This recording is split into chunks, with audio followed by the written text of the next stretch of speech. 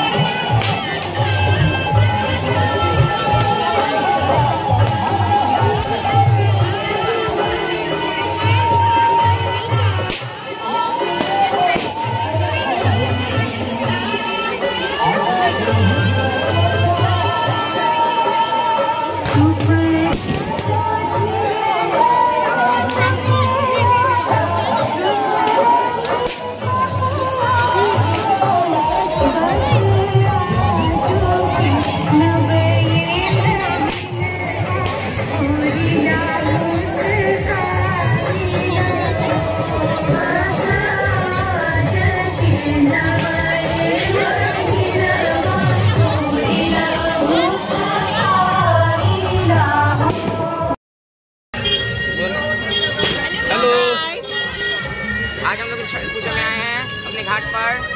बिसौल, इस जगह का नाम बिसौल है। बिसौल घाट पर आए हैं। देखिए आज मेरा ये भैगना जो है ना रूठा हुआ है सबसे, पता नहीं क्यों रूठा हुआ है, क्यों नहीं बोल रहा है। आज बोल रहा है वीडियो नहीं बनाएंगे। देखिए देखिए वीडियो नहीं बनाएंगे बोल रहा है। लोग को समझाइए, इसको समझाओ, इसको समझाओ, आप लोग समझाइए इसको, आप लोग समझाइए इसको भैगना को। देखो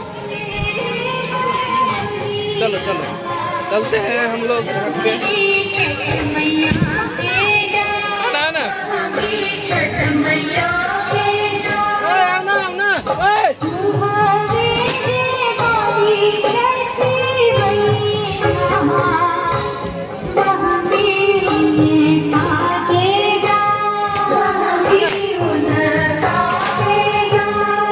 कुछ हेलो गाइस, आज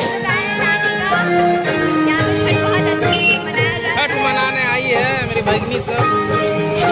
बोली बोली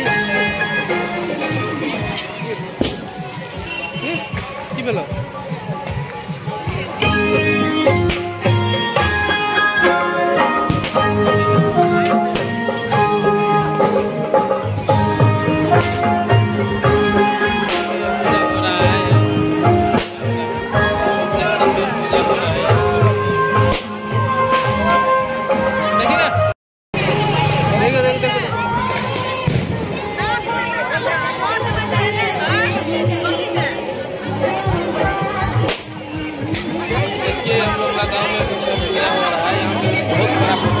विश्वामित्र नाम से जाना जाता है। विश्वामित्र यहाँ विश्वामित्र जी का स्थान था, कुटी था। और यहीं पे जो है राम भगवान लक्ष्मण भगवान जो है, राम और लक्ष्मण जो है यहाँ पे शिक्षा लिए थे।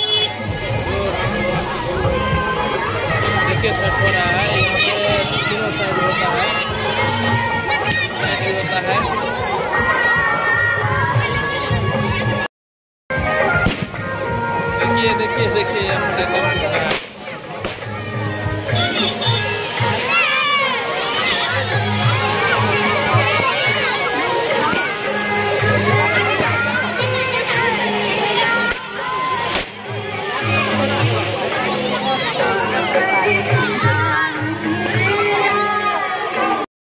हेलो दोस्तों, देखिए सुबह छठ के सुबह हम लोग आ रहे हैं। देखिए पूरा फैमिली देख रहे हैं, घूम रहे हैं छठ घाट पे।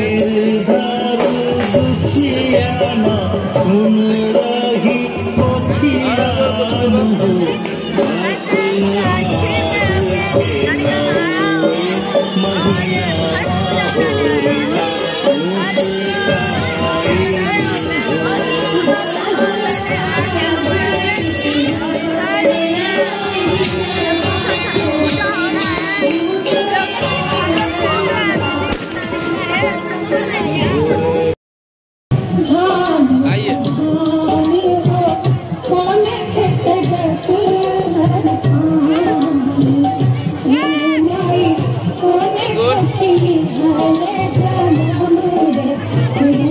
हैप्पी छठ पूजा, हैप्पी छठ पूजा।